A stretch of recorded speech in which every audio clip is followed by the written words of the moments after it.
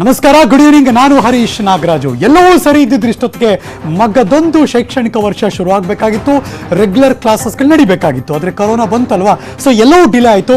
ಈಗಂತೂ ಶಾಲೆ ಶುರುವಾಗುವ ಲಕ್ಷಣ ಕಾಣಿಸ್ತಿಲ್ಲ. ಆದರೆ ಆನ್ಲೈನ್ಗೆ ಮೊರೆ ಹೋಗಿದ್ದಾರೆ ಶಾಲಾ ಆಡಳಿತ ಮಂಡಳಿ. ಇದೀಗ ಬರ್ತಿರುವಂತಹ ಬ್ರೇಕಿಂಗ್ ನ್ಯೂಸ್, ರಾಜ್ಯಾದ್ಯಂತ ತತ್ಕ್ಷಣಕ್ಕೆ ಆರ್ಡರ್ ಪಾಸ್ ಆಗಿದೆ. ಶಾಲೆಗಳಲ್ಲಿ ಆನ್ಲೈನ್ ಶಿಕ್ಷಣ ರದ್ದು ಮಾಡಬೇಕು ಅಂತ. ಅಂದರೆ LKG, UKG ಮತ್ತು ಪ್ರಾಥಮಿಕ ತರಗತಿಗಳು 1 ರಿಂದ 5ನೇ ತರಗತಿ ತನಕ ಆನ್ಲೈನ್ ಶಿಕ್ಷಣ ರದ್ದು. ಈ ಕ್ಷಣ ಬರ್ತಿರೋ ಬ್ರೇಕಿಂಗ್ ನ್ಯೂಸ್.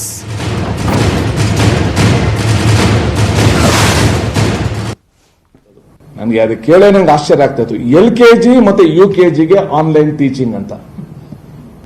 ನಿಜವಲ್ಲ ಪಾಪ ಅನಿಸ್ತಾಯಿತ್ತು ಆ ಮಕ್ಕಳನ್ನ ಅವ್ರ ಮನೆಯಲ್ಲಿ ಮೊಬೈಲ್ ಇದೆಯೋ, ಲ್ಯಾಪ್ಟಾಪ್ ಇದೆಯೋ, ಐಪ್ಯಾಡ್ ಇದೆಯೋ ನನಗೆ ಗೊತ್ತಿರಲ್ಲ. ಅದ್ರ ಮುಂದೆ ಕೂಡ್ಸೋದು, ನೋಡು ಅಂತ ಅದನ್ನ ತೋರಿಸೋದು. ನಿಜ ಚೆನ್ನಾಗಿರ್ಬೋದು, ಕೆಲವು ಅವ್ರೇನಾದ್ರು ಹಾಡು ಹೇಳಿದ್ರೆ, ಕತೆ ಹೇಳಿದ್ರೆ, ಬಟ್ ಎಲ್ಲ ಹೊರಗಡೆ ನೋಡೋರಿಗೆ ಬಹಳ ಹಿಂಸೆ ಅಂತ ಅನ್ಸುತ್ತದು. ಸೊ ಅದಕ್ಕೋಸ್ಕರ LKG, UKG ಮತ್ತೆ ಪ್ರಾಥಮಿಕ ಹಂತದ ತರಗತಿಗಳು ಇಲ್ಲಿ ಈ ಕೂಡಲೇ ಆನ್ಲೈನ್ ಟೀಚಿಂಗ್ ಅಂತ ಹೆಸರಿನಲ್ಲಿ ನಡೀತಾ ಇರುವ ಈ ಕ್ಲಾಸ್ಗಳನ್ನ ನಿಲ್ಲಿಸಬೇಕು. ಜೊತೆಗೆ ಆನ್ಲೈನ್ ಟೀಚಿಂಗ್ ಹೆಸರಿನಲ್ಲಿ ಫೀಸ್ ತಗೊಳ್ಳೋದನ್ನು ಕೂಡ ಕೂಡಲೇ ನಿಲ್ಲಿಸಬೇಕು. ಬಹಳ ಕುತೂಹಲ ಕೇಳಿಸಿದ್ದು SSLC ಎಕ್ಸಾಮ್ ಬಗ್ಗೆ. ಇದೀಗ ಬರ್ತಿರುವಂತಹ ಬ್ರೇಕಿಂಗ್ ನ್ಯೂಸ್ ನೋಡಿ. SSLC ಎಕ್ಸಾಮ್ ನಡೆಯುತ್ತೆ. SSLC ಎಕ್ಸಾಮ್ಗೆ ಎಲ್ಲ ಮುಂಜಾಗ್ರತಾ ಕ್ರಮಗಳನ್ನು ತೆಗೆದುಕೊಳ್ಳಲಾಗಿದೆ ಅಂತ ಶಿಕ್ಷಣ ಸಚಿವರಾದ ಸುರೇಶ್ ಕುಮಾರ್ ಸ್ಪಷ್ಟಪಡಿಸಿದ್ದಾರೆ. Breaking news.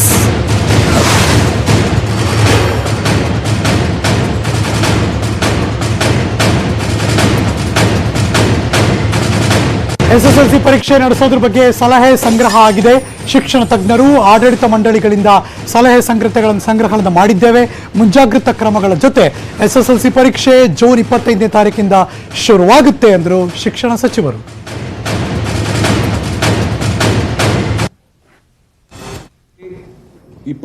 ತಾರೀಕು ಜೂನಿಂದ ನಮ್ಮ SSLC ಪರೀಕ್ಷೆಗಳು ಪ್ರಾರಂಭ ಆಗ್ತಾ ಇದೆ. ಈ ಪರೀಕ್ಷೆಯಲ್ಲಿ ಮಕ್ಕಳ ಸುರಕ್ಷತೆ ಇದಕ್ಕೆ ಅತ್ಯಂತ ಹೆಚ್ಚಿನ ಆದ್ಯತೆ, ಮಹತ್ವ ನಾವು ಕೊಡ್ತಾ ಇದ್ದೀವಿ. 34 ಜಿಲ್ಲೆಗಳ ನಮ್ಮ ಶಿಕ್ಷಣ ತಂಡಗಳ ಜೊತೆಗೆ DDPI, BEO, ಆ ಜಿಲ್ಲೆಗಳ CEO ಎಲ್ಲ ಅಧಿಕಾರಿಗಳ ಜೊತೆ ಹೋಗಿ ಸಭೆ ನಡೆಸಿದ್ದೀನಿ. ಮತ್ತೆ ಈ SSLC ಪರೀಕ್ಷೆಗೆ ಆರೋಗ್ಯ ಇಲಾಖೆ, ಸಾರಿಗೆ ಇಲಾಖೆ ಮತ್ತೆ ಗೃಹ ಇಲಾಖೆ ನಮ್ಮ ಜೊತೆ ಕೈ ಜೋಡಿಸ್ತಾ ಇದೆ. 8.5 ಲಕ್ಷ ಮಕ್ಕಳಿಗೂ ಕೂಡ ಮಾಸ್ಕ್ ಕೊಡೋ ವ್ಯವಸ್ಥೆ ನಾವು ಮಾಡಿದ್ದೀವಿ. ಒಂದೊಮ್ಮೆ ಯಾವ್ದಾದ್ರು ಮಗುಗೆ ಅನಾರೋಗ್ಯ ಕಂಡು ಬಂದ್ರೆ, ಅನಾರೋಗ್ಯ ಗೋಚಿಸಿದ್ರೆ ಆ ಮಕ್ಕಳನ್ನ ಪ್ರತ್ಯೇಕ ಕೊಠಡಿಯಲ್ಲಿ ಕೂಡಿಸಿ ಬರೆಸೋ ಒಂದು ವ್ಯವಸ್ಥೆನೂ ಕೂಡ ನಾವು ಮಾಡಿದ್ದೀವಿ.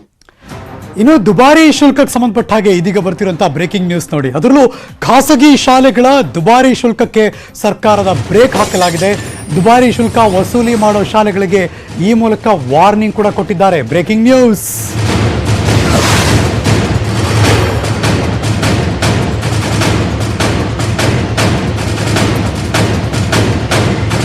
ಯಾವ ಶಾಲೆಯವರು ದುಬಾರಿ ಶುಲ್ಕ ವಸೂಲಿ ಮಾಡ್ತಿದ್ದಾರೆ, ಮುಲಾಜಿಲ್ಲದೆ ಕಂಪ್ಲೇಂಟ್ ಕೊಡಬಹುದು ಪೋಷಕರು.